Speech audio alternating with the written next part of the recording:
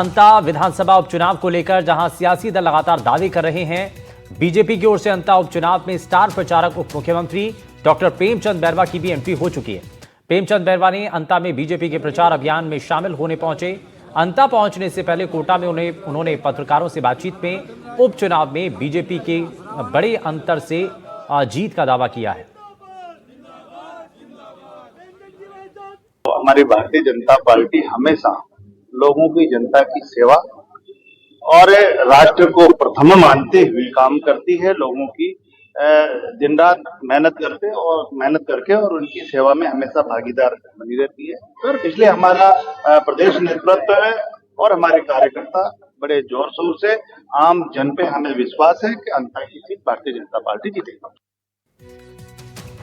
वहीं पिछले कुछ दिनों में मॉडिफाइड बसों में हुए हादसों के बाद अब परिवहन विभाग ने सख्ती शुरू कर दी है। विभाग लगातार ऐसे बस संचालकों पर कार्रवाई कर रहा है जो नियमों की अनदेखी कर बसों में अतिरिक्त सीटें लगाकर यात्रियों की जान जोखिम में डाल रहे हैं। कोटा दौरे पर पहुंचे उप मुख्यमंत्री डॉक्टर प्रेमचंद बैरवा ने खुद इस अभियान की मॉनिटरिंग की और कहा कि हादसे बेहद दुखद है। उन्होंने माना कि कुछ निजी बस संचालक सुरक्षा मापदंडों की पालना नहीं कर रहे हैं और उनके खिलाफ सख्त कार्रवाई की जा रही है। उप मुख्यमंत्री ने प्रदेशवासियों से अपील की कि सफर से पहले बस की सुरक्षा व्यवस्था जरूर जांचें और किसी भी कमी को तुरंत आप दुरुस्त करें और उसकी शिकायत करें। तो यात्रा है वो अच्छी हो, सुरक्षित हो, इसके लिए परिवहन विभाग काम कर रहा है। लेकिन कुछ प्राइवेट मोटर मालिक है जिस तरह से गाड़ी की फिटनेस के बाद में गाड़ी को मॉडिफाई करा लेते हैं और जिस तरह का हादसा जैसलमेर में हुआ और कल भी हुआ, इसके लिए हम पूरा सघन अभियान करके ऐसी गाड़ियों को चिन्हित करके हम उनको बंद कर रहे हैं, जिससे ये गाड़ियों की सीटें बढ़ा लेते हैं, एडजस्ट को बंद कर देते हैं। इसके लिए हम सघन अभियान करके, मैं स्वयं भी अभी 3 दिन पहले मैंने गाड़ियों को बंद की है और उन गाड़ियों में बहुत सारी कमियां मिली है। एलपीजी के गैस सिलेंडर मिले हैं कि यात्री ऐसी बसों में यात्रा करे, उसको पहले देखे उसमें और उसमें यात्रा करे कि इससे गाड़ी में क्या कमी है। और ऐसे मोटर मालिकों से भी मेरी अपील है कि अपनी गाड़ी को अपने परिवहन के नियम है उन नियमों के अनुरूप बनाकर चले। और जयपुर से खबर, जहां मुख्यमंत्री निवास पर हुई शिष्टाचार भेंट। मध्य प्रदेश विधानसभा अध्यक्ष नरेंद्र सिंह तोमर पहुंचे मुलाकात के लिए और मुख्यमंत्री से सौजन्य भेंट की। कई मुद्दों पर इस दौरान चर्चा हुई है और राजनीतिक और प्रशासनिक विषयों पर संवाद हुआ। बैठक को लेकर आधिकारिक बयान जल्द जारी होगा।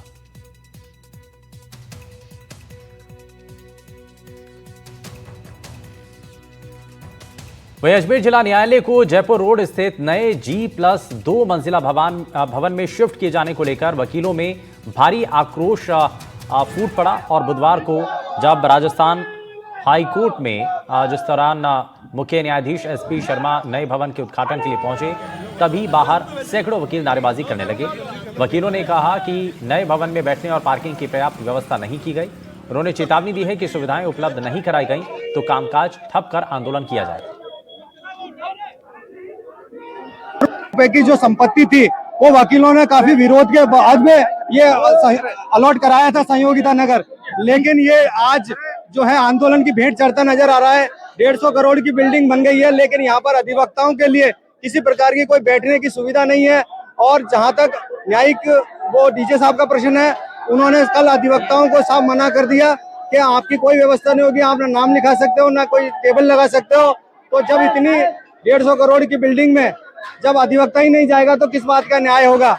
इसलिए हमारा आंदोलन वकील समुदाय पूरा विरोध में है और हम चीफ जस्टिस से निवेदन करते हैं कि वो भी यहाँ ना पधारें। तो यहाँ आपको बता दें कि वकीलों ने नाराजगी जताई है और वकील नाराज हैं। वहीं आपको बता दें कि नए भवन के उद्घाटन पर इस दौरान वकीलों ने नारेबाजी की, काली पट्टी बांध करके विरोध जताया है। नए कोर्ट भवन पर जो विवाद की चिंगारी है वो फिलहाल उठती हुई दिखाई दे रही है। पवन अटारिया हमारे संवाददाता जुड़ गए हैं ज्यादा जानकारी के साथ। पवन, बताइए क्यों आखिर ये विवाद हो रहा है?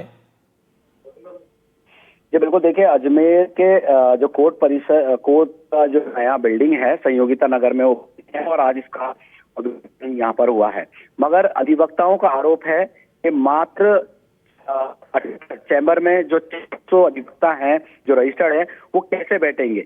72 बीघा में ये जिला कोर्ट का जो नया भवन है, इस भवन को लेकर उम्मीद थी कि वकीलों को बैठने और पार्किंग की पर्याप्त सुविधा मिलेगी। भवन में वकीलों के लिए 356 चैम्बर प्रस्तावित थे, लेकिन सिर्फ 78 ही तैयार किए गए। और जैसा कि इस बात को लेकर जो वकील है उनका काफी आक्रोश था और वकीलों ने कहा कि वकीलों के लिए पर्याप्त व्यवस्था नहीं होने के बावजूद नए भवन में शिफ्ट किया जा रहा है, इससे अव्यवस्थाएं होगी। अगर एक चैम्बर में 5 वकील बैठते हैं तो 78 चैम्बर में 400 वकील भी नहीं बैठ पाएंगे। जैसा कि वर्तमान में 1,500 से ज्यादा वकील प्रैक्टिस कर रहे हैं। इस में भी जिला बार एसोसिएशन के पदाधिकारियों ने जज से मुलाकात की थी। उसके बावजूद भी जो आज का प्रोग्राम था वो आयोजित किया गया और ऐसे में अधिवक्ता जो नाराज थे उन्होंने स्वागत गेट पर लगे कपड़े और जो टेंट था और जो सजावट के सामान थे उन्हें तोड़ दिया और तोड़ने के बाद आग के हवाले कर दिया। इसमें ये भी आरोप लगाया गया है कि litigation room, canteen, library, meeting hall, bar council hall, dispensary, post office और बैंक आदि की सुविधा मिलेगी। इसके लिए भी निर्माण किया गया है। बेसमेंट में पार्किंग की व्यवस्था की गई है। तो ऐसे में जो अधिवक्ता है उनको काफी नाराजगी थी और सबसे बड़ी बात 138 करोड़ का बजट मंजूर किया गया था और इसमें जो सुविधा है वो नहीं होने के चलते आंदोलन यहाँ पर किया गया। और आज राजस्थान उच्च न्यायालय के मुख्य न्यायाधीश मनिंदर मोहन श्रीवास्तव ने जो है नवनिर्मित अत्याधुनिक जिला न्यायालय परिसर का उद्घाटन विरोध से यहाँ पर कर दिया। ठीक है, बहुत शुक्रिया पवन इस पर जानकारी देने के लिए। वही मुख्य